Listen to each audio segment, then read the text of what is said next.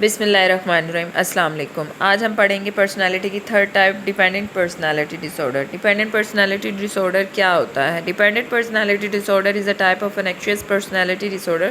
People with dependent personality often to feel the helpless, submissive or incapable of take care of themselves. They may have trouble to making simple decisions, but with help someone will dependent of personality can learn self-confidence and self-reliance. یعنی اس میں کیا کہا ہے؟ Dependent personality ڈس order word سے ہی پتہ چل رہا ہے کہ دوسروں پہ ڈیپینڈ ہونا. ڈیپینڈنٹ پرسنالٹی ڈس آرڈر جو ہے یہ ایک شخصیت میں پریشانی کی خرابی کی، یعنی کسی پریشانی کی وجہ سے، شخصیت میں خرابی کی وجہ سے یہ ہو سکتا ہے. یعنی ایک انسان اس بیماری میں جب مبتلا ہوتا ہے تو وہ اپنا خیال خود نہیں رکھ سکتا، وہ محسوس کرتا ہے ہیلپ لیس، یعنی اسے ایسا لگتا ہے کہ وہ ناکام ہے اور اس کو ہر ٹائم مدد چاہیے ہوتی ہے، وہ اپنی ٹیک کیئر نہیں کر سکتا خود. پھر انہوں نے کہا ہے کہ جب وہ اپنے زندگی میں چھوٹے چھوٹے فیصلے بھی وہ خود نہیں کر سکتے، وہ دوسروں پہ ڈیپینڈ رہتے ہیں، وہ اپنا سیلف کانفیڈنس اور سیلف ریلیونس جو ہے وہ بالکل کھو دیتے ہیں. انہیں ایسا لگتا ہے کہ اگر وہ کچھ کریں گے نا تو وہ اس میں ناکام محسوس ہو جائیں گے. پھر انہوں نے کہا ہے کہ کیا ہے ڈیپینڈنٹ پرسنالٹی ڈس آرڈر. اس میں انہوں نے کہا mental health expert describe the personality as a person way of thinking, feeling and behaviour.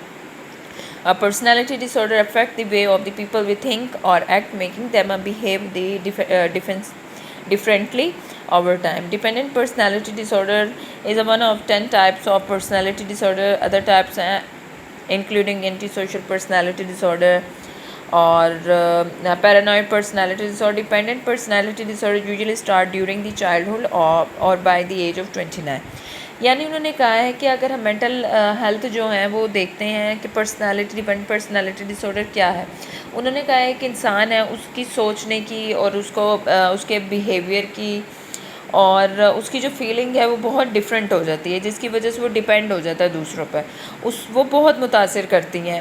ایک جو انسان ہے اس کی سوچ، وہ کیا کر رہا ہے، وہ کیا بیہیو کر رہا ہے، وہ بالکل ڈفرینٹ وے میں چلی جاتی ہے ہر دن بہ دن.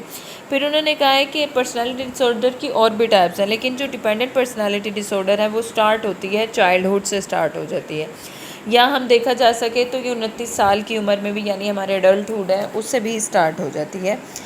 پھر اس کے بعد انہوں نے کیا کہا ہے؟ انہوں نے کہا ہے کہ اس کے کازز کیا کیا ہو سکتے ہیں. انہوں نے کہا ہے پرسنالٹی ڈس آرڈر جب ایکسپرٹیز یعنی mental health condition expert have not figure out what causes of dependent person, یعنی وہ فگر آؤٹ کر ہی نہیں پائے کہ کیا کازز ہو سکتے ہیں ڈیپینڈنٹ پرسنالٹی ڈس آرڈر پہ. انہوں نے پھر کچھ فردر اس کی ٹائپ بتائی ہیں کہ کس وجہ سے اس کی کازز لاحق ہو سکتی ہیں. obsessive relationship, childhood trauma, family history, cretin and culture and religions اور family behaves.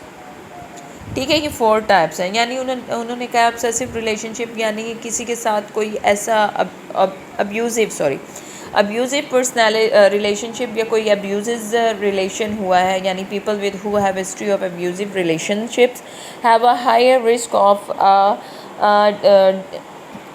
Dependent personality diagnosis. یعنی انہوں نے کہا ہے کہ اگر وہ پرسن کسی کے ساتھ ریلیشن شپ میں ہے تو اس کے ساتھ ابیوز ہوا ہوا ہے، جس کی وجہ سے انہوں نے کہا ایک ہائر رسک کی وے میں دیکھا جا سکتا ہے اس کی ڈائگنوس کو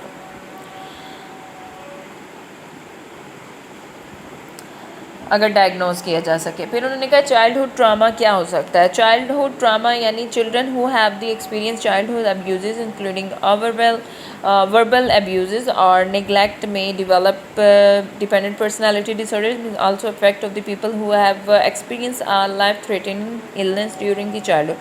یعنی چائلڈہڈ ٹراما یعنی ایک جو پرسن ہے اگر اس نے کوئی اپنے بچپن میں کچھ ایسا فیس کیا ہوگا، یا کوئی نیگلیکٹ چائلڈ ہوگا، یا کوئی اس نے اذیتیں برداشت کی ہوگی، یا کسی بیماری میں مبتلا ہو گیا ہوگا جس کی وجہ سے بھی وہ اس بیماری کا سبب بن جاتا ہے. پھر فیملی ہسٹری ہے someone with a family member who have dependent personality disorder اور another anxiety disorder may have the more likely to have a dependent personality diagnosis. یعنی انہوں نے کہا فیملی ہسٹری میں دیکھا جا سکتا ہے کہ فیملی ممبر میں کسی کو یہ بیماری ہو یا انزائٹی ڈس آرڈر ہو تو وہ بھی اس کا ڈائگنوسس بن سکتا ہے. پھر انہوں نے کہا creatine culture, religion, family behaviour.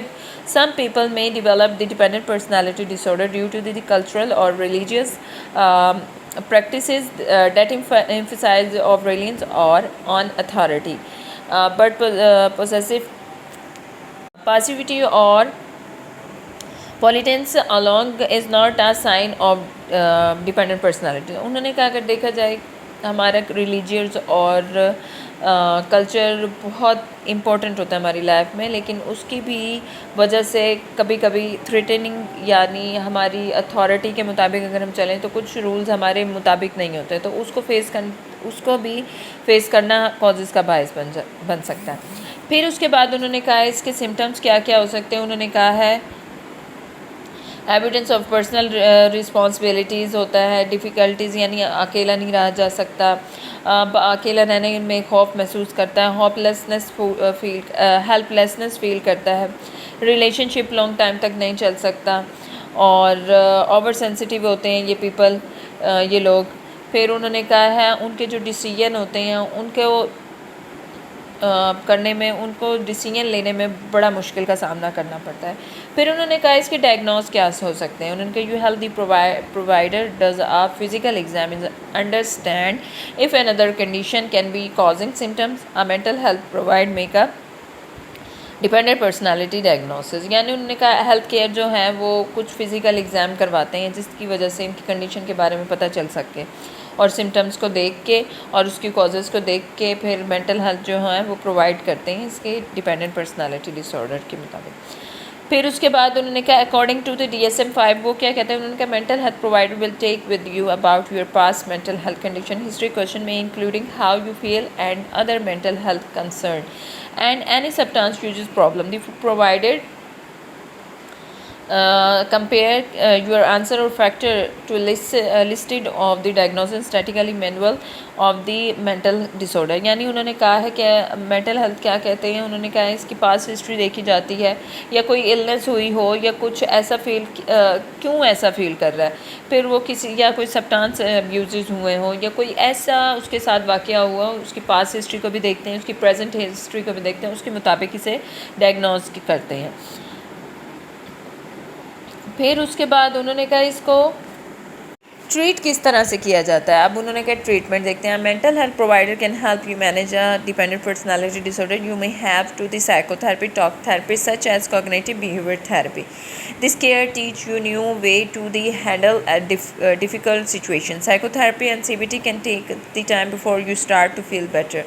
With psychotherapy and CBT, your provider guide you to improve your self-confidence, to work to become more active and self reliance. यानी उन्होंने कहा है कि इसकी ट्रीटमेंट में ये कहा जाता है कि मेंटल हेल्थ जो है इनकी कुछ ट्रीटमेंट कुछ इस तरह से करवाते हैं कि इसके लिए थेरेपीज़ करवाए जाते हैं, जिसमें उन्होंने कहा साइको एजुकेट किया जाता है, साइकोथेरेपी होती है, टॉकिंग थेरेपी होती है, CBT होती है.